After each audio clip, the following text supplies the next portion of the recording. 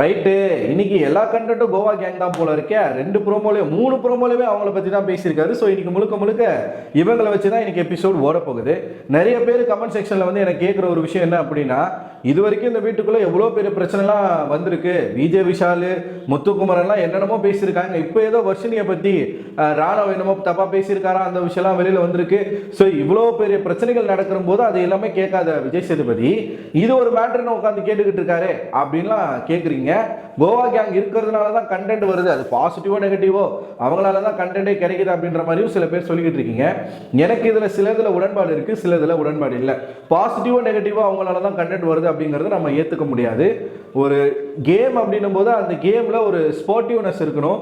அங்கே அந்த நெகட்டிவான ஒரு கண்டென்ட் அப்படிங்கிறது நமக்கு தேவையே கிடையாது. நமக்கு தேவை பாசிட்டிவான கண்டென்ட் தான். ஏன்னா அங்கே நம்ம போயிருக்கிறது எதுக்குன்னா நம்மளோட பர்சனாலிட்டியை டெவலப் பண்ணுறதுக்கு தான்.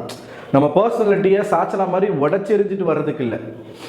ஸோ பாசிட்டிவ் கண்டென்ட் தான் நமக்கு தேவையை தவிர்த்து நெகட்டிவ் கண்டென்ட் தேவையே இல்லை. என்னை பொறுத்த வரைக்கும் இவங்க பண்ண ஒரே தப்பு, அந்த கேம் அவங்க விளையாடலை அப்படிங்கிறது தப்பு கிடையாது. அடுத்தவங்களையும் விளையாட விடாமல் டிஸ்டர்ப் பண்ணது தப்பு. ப்ளஸ் ஜாக்லின் அவர்கள் வந்து ரஞ்சித் கிட்ட அந்த மாதிரி பேசுறது தப்பு. ஸோ முதல்ல இன்னைக்கு அந்த விஷயம் எல்லாமே டிஸ்கஷனுக்கு வருது. கோவா கேங் எல்லாரும் ஒன்றா உட்காருங்க அப்படின்னு சொல்லி விஜய் சேதுபதி அவர்கள் சொல்கிறாங்க. 4-5 பேர் உட்காடுறாங்க. இவர் ரஞ்சித்தும் கூட சேர்ந்து உட்கார்றாரு. ஏன்னா அவரும் அந்த டீம்ல லாஸ்டா வந்து சேர்ந்திருந்தாரு. இதுல முக்கியமான ஒரு காமெடி என்ன தெரியுமா, அதாவது இந்த கேங்னால இந்த வீட்டுக்குள்ள என்னென்ன பிரச்சனைகள் வருதுன்றத சொல்லுங்க அப்படின்னு சொல்லும்போது சத்யாவை காட்டுறாங்க. சத்யா இது வந்து ஒரு ஐநா கூட்டம் மாதிரி இருக்கு. இத்தனை நாளா அவங்க மூஞ்சிக்கு முன்னாடி அவங்கள பார்த்து சிரிச்சு பேசி இது வரைக்கும் இந்த கேங்கை பத்தி இப்படி ஒரு கண்டென்ட், இப்படி ஒரு கருத்தை சத்யா எந்த இடத்துலையும் பதிவு பண்ணதே கிடையாது. இதுதான் சாக்குன்னு சொல்லிட்டு உடனே ஐநா கூட்டம்னா என்ன தெரியுமா? எப்படிங்க நீங்க இவங்களை போய் அவங்களோட கம்பேர் பண்றீங்க? எனக்கு புரியல. பேசணும்னு சொல்லிட்டு பேசுவீங்களா? சத்யா, உனக்கெல்லாம் வாய் இருக்குன்றதுக்காக என்ன வேணா பேசுவா இஷ்டத்துக்குன்னு. இவரெல்லாம் ஒரு மனுஷனா மதிச்சு நம்மளும் வந்து இவருக்கு ஏகப்பட்ட இடங்களை சப்போர்ட் பண்றோம். ஆனா இவர் பார்த்தீங்களா, அவர் பேசக்கூடிய வார்த்தைகள் ரொம்ப சில்லறத்தனமா இருக்கு. எந்த விதத்துல இந்த 5 பேர் உங்களுக்கு ஐநா கூட்டம் மாதிரி தெரியுறாங்க? அந்த கேங்கை வெளியில இருந்து பார்த்தா அத்தனை பேரும் பொறாம தான் பண்றாங்க. ஜாலியா இருக்காங்களா, வைபா இருக்காங்களா அப்படின்னு சொல்லிட்டு பொறாம தான் பண்றாங்க. இன்னைக்கு ஐநா கூட்டமா. இன்னொன்று மஞ்சரி வந்து இதான் சாக்குன்னு அவங்க ஒரு போற போக்கில் ஒன்று சொல்றாங்க. என்னன்னா, இந்த வீட்டையே மதிக்கல, ரெஸ்பெக்ட் இல்லாம நடந்துக்கிறாங்க, இந்த வீட்டினோட ரூல்ஸையே மதிக்காம நடந்துக்கிறாங்க அப்படின்ற மாதிரி அவங்க ஒரு பக்கம். அருண், வாப்பா டப்பாப்பா நீ எல்லாம் பேசலாமா அருண்? இதே கோவா கேங்ல வந்து நீ சேரணும்னு சொல்லி எத்தனை நாளா நாக்கு தொங்க போட்டு அலைஞ்சிட்டு இருந்தேன்.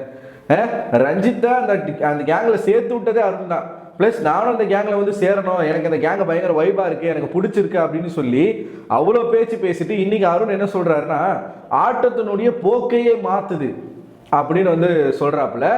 உடனே விஜய் சேதுபதி போக்கை மாற்றுதா இல்லை ஆட்டத்தையும் கெடுக்குதா அப்படின்னு கேட்குறாரு. உடனே சில இடங்களில் ஆட்டத்தை கெடுக்குது சார் அப்படின்னு சொல்லிட்டு அருண் சொல்கிறாரு.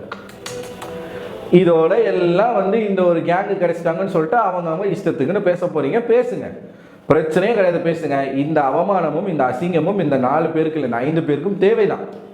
ரஞ்சித் போய் யோசிச்சுட்டு இருப்பாரு, தெரியாதனமா இங்க வந்து நம்ம மாட்டிக்கிட்டோமோ. மேபி இன்னைக்கு ரஞ்சித் பேக் அடிக்கிறது கூட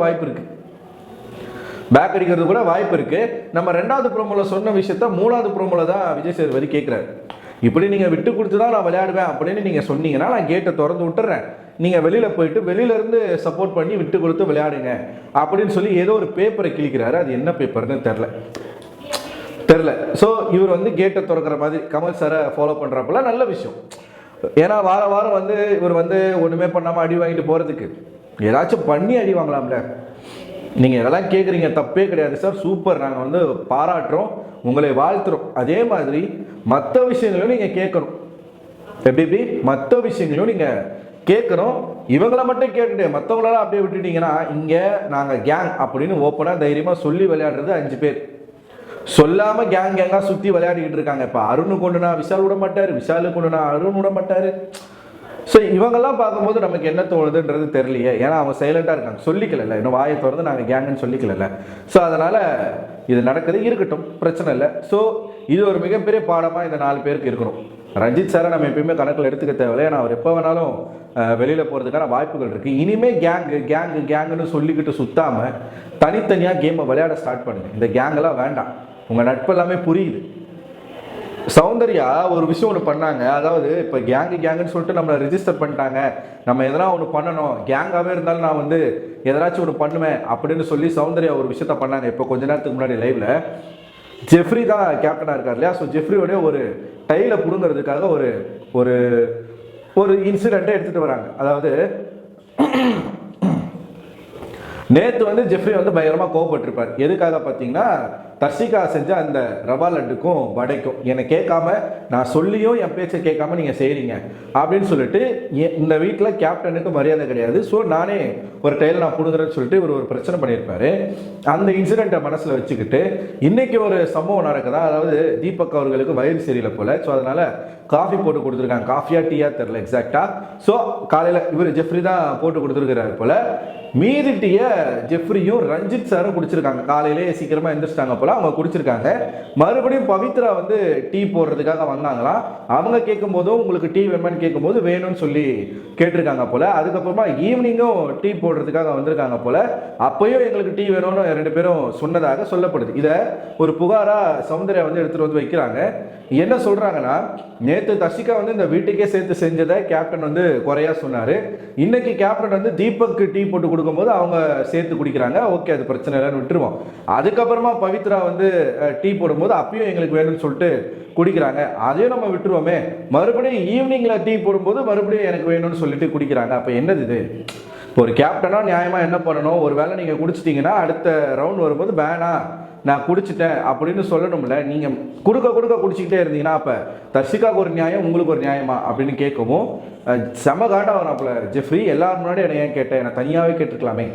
இது ஒரு கேப்டனுக்கு அழகு கிடையாது. இது வந்து கேப்டன் சொல்லக்கூடாது. தப்பு பண்ணிட்டீங்கன்னா எஸ் நான் தப்பு பண்ணிட்டேன் ஆமாம் அப்படின்றத ஓப்பனாக ஒத்துருந்துருக்கலாம்.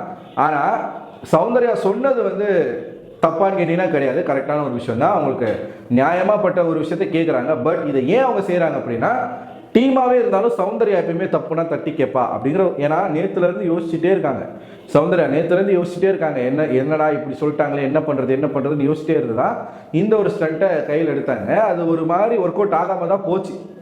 இருந்தாலும் பரவாயில்ல, ஒரு சின்னதாக சில பேருக்குள்ள ஒரு அபிப்பிராயம், மஞ்சரிலாம் இதாண்டா சாக்குன்னு சொல்லிட்டு ஜெஃப்ரியோடைய டைலை போடுங்கணும்னு பயங்கரமாக முயற்சி பண்ணாங்க, முடியல. சௌந்தர்யா அதை பண்ணிட்டாங்களா? இது ஒரு பக்கம் சௌந்தர்யா தனியாக கலண்டு போகிறதுக்கான ஒரு வேலைகளை ஈடுபட்டு இருக்காங்க, இது இருக்கு. இன்னொரு பக்கம் எவ்வளோ விமர்சனங்கள் வச்சாலும், எவ்வளவோ கழிவுகளை ஊற்றினாலும் சௌந்தர்யா அவர்களை முதல் ஆளாக சேவ் செஞ்சிருக்காரு விஜய் சேதுபதி அப்படின்ற ஒரு செய்தி. ஆனால் அஃபிஷியலில் வந்து முத்துக்குமரனுக்கு தான் அதிகப்படியான ஓட்டுகள் இருக்குது. சௌந்தர்யாவை முதலாளாக ஏன் சேவ் பண்ணாங்க, இதன் மூலமாக சௌந்தர்யாவுக்கு என்ன கன்வே பண்ண விரும்புகிறாங்க அப்படிங்கிறது தெரியல. சௌந்தர்யாவை சேவ் பண்ணிட்டாங்க, மீதி ஆட்களுக்கு நிலைமை என்ன அப்படின்ற ஒரு கேள்வி இருக்குது. ராயனுக்கு என்ன நிலைமை, ஜாக்லினுக்கு என்ன நிலைமை, ரஞ்சித்துக்கு என்ன நிலைமை அப்படின்ற மாதிரி கேள்விகள் இருக்குது. ஸோ எனக்கு தெரிஞ்சு இன்னைக்கு ஜாக்லினுக்கு கிடைக்கிற ரோஸ்டின் படி ஜாக்லினை ஹாட் சீட்டில் உட்கார வைக்கிறதுக்கான வாய்ப்புகளும் இருக்கும்னு நினைக்கிறேன். பொறுத்து இருந்து பார்ப்போம்.